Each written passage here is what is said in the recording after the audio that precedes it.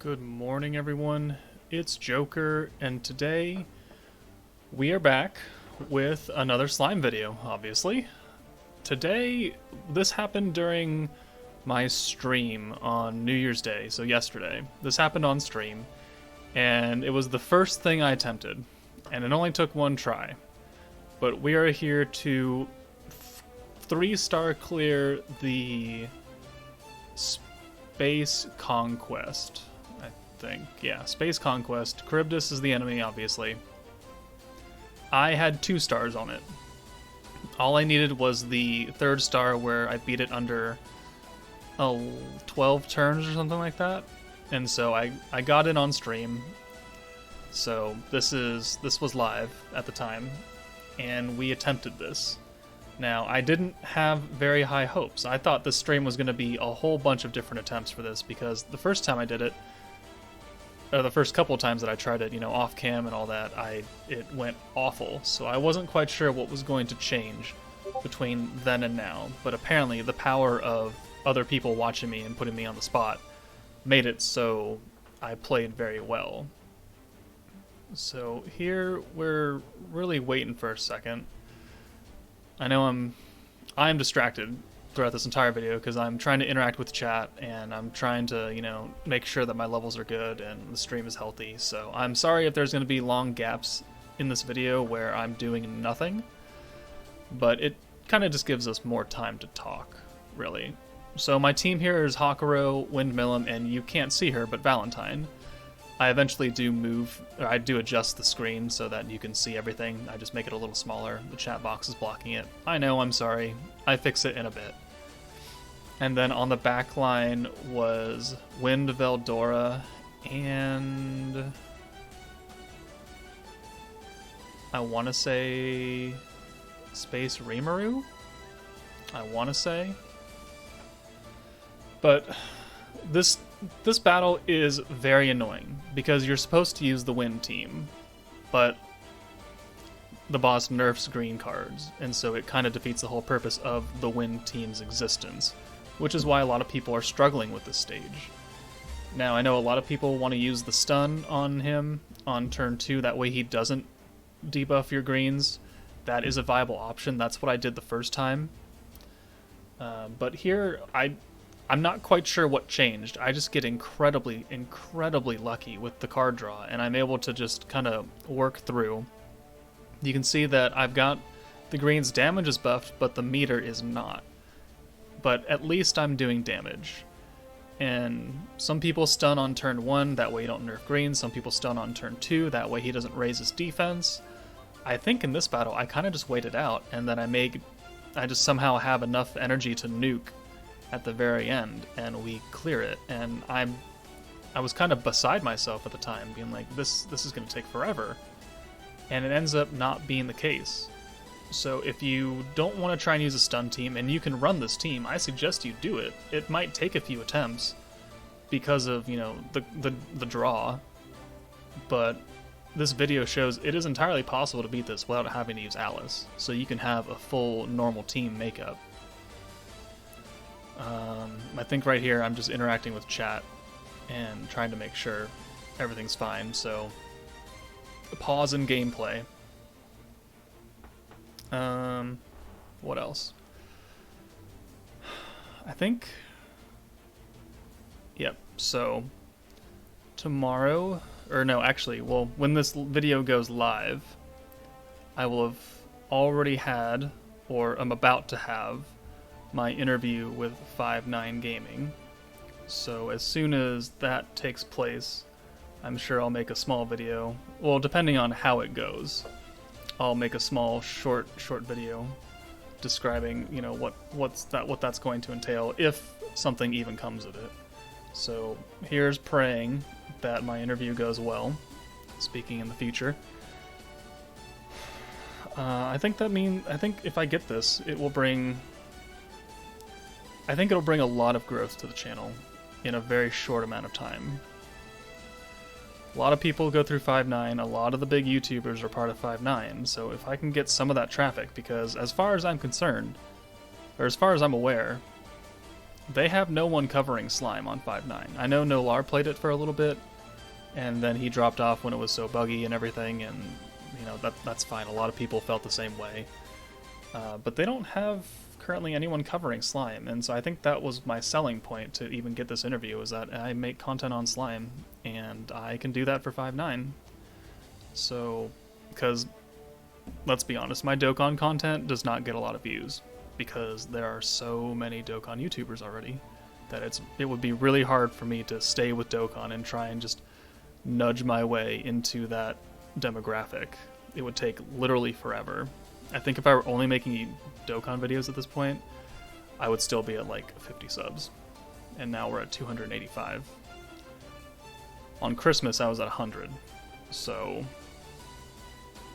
the growth is exponential. And I cannot deny that Slime is the main cause of that. Okay, we finally made a play. We've got Hakuro's ult. Now, I'm not going to hold on to it. We're going to full send, because we want to kill this guy as fast as possible. Okay, so Shuna, Valentine, Veldora, Hakuro, and Milim. No Space Rimuru. Shuna for the orb changing, and probably the defense. Because, yeah, I buffed the defense right here, because he's about to ult, and I didn't want to take a lot of damage here. So our meter may be nerfed, but our damage for the blue or the green cards is still up. So we're gonna do normal damage. And his guard is about to wear off next turn, and so that means we can do, you know, type advantage damage without having our damage nerfed. So I mean, yeah, 426. It's not great. He's got his buff on, and I was thinking at the moment, it's like there's no way we're gonna beat this first try, because we're just not doing enough damage. So we ult with Hakuro. That does 6,000. Not great. Not great for a single target ult. Charybdis is gonna ult us. Am I skipping this, or am I just letting it play? Okay, there we go. So it doesn't do as much damage because we have type advantage. We did buff with defense on Shuna. That's pretty much her main use here. And now his defense buff is gone, so we can hit him normal. I'm checking here to make sure he does not add any more side effects to himself that's going to cause us to just drag this fight out, because we're already at turn 7. We have, what, 5 more turns to kill him? And I wasn't feeling too confident. Look at how much health he has. I didn't think there was any way possible. Okay, we are still talking here. I really wish I could jump ahead here. I might just cut and we'll come back. Okay, I think we're about to make a move. There we go. So we're going to choose the oranges just to get, win Milim's ult, get Hakuro closer to his ult as well. And now we're doing decent damage again. 21, 24s. That is what I want to see. That is what's going to get us the win. So here, what do I do here? Okay, so I'm asking chat if they want a smaller screen. So I'm going to have to readjust, so we'll cut again until I get back to where I'm actually playing. Okay. Sorry for so many cuts, but I don't want to make you sit here forever and ever and ever. So we've orb changed, we've boosted the damage and the gauge. We've got Charybdis almost with a double full, and then we swap in Veldora. We're going to orb change with him, that way we have a full hand with damage increase, with gauge increase, and we got Milim's ult. We don't have enough points to really use anything else though, but we're going to use Charybdis. We're going to up our skill point totals. Why am I not skipping this? I'm just distracted. There we go. Alright. So now it's going to be a full send. And this does an incredible amount of damage for, what it is. I mean, this right here is the green team in full force, or the win team in full force. A full hand of greens and an ult.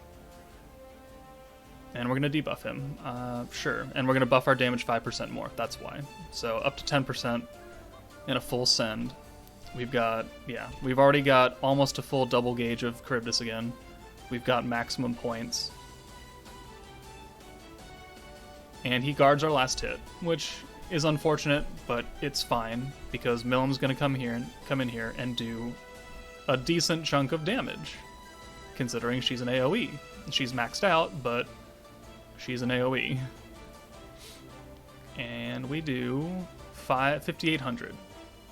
It's a decent chunk. Not great, but a decent chunk. But now look at us. Now look where we're sitting.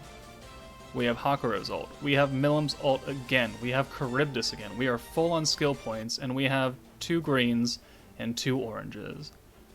And what does Veldora do? He changes oranges to greens and buffs their damage even more. And we have Windmillim's ult boost. And we have Hakuro's defense debuff and crit boost. So this is the point where we're like, oh, I think we can do this, because we have a full hand and 2 ults coming that are boosted. Like, we might actually get away with this on the first try. Now, I kid you not, I swear on my life, this was for the first try. The stream is posted. Go back and watch that stream. This is my first attempt.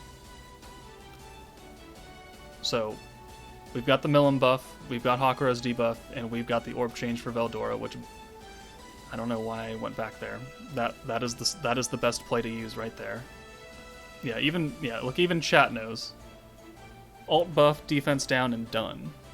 So there we go. Alt buff, debuff, orb change. Gauge increase, our green damage is buffed even more. Full send. He's got, a quarter health left, and look at that crit. Look at this damage, 3,000 right there. His health bar is melting.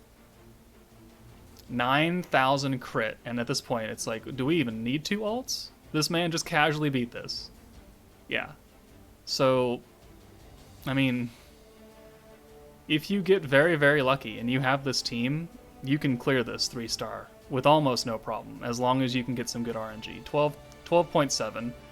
Finish the attack with Milim, as chat points out, as the anime went as well. Drago Buster on Charybdis. Easy. Easy clear, and there's my last star. Clear in 12 turns or fewer. That was turn 9 or something like that. And so, what this does, as you'll see right here, we have now completed every single conquest on Master Difficulty with 3 stars.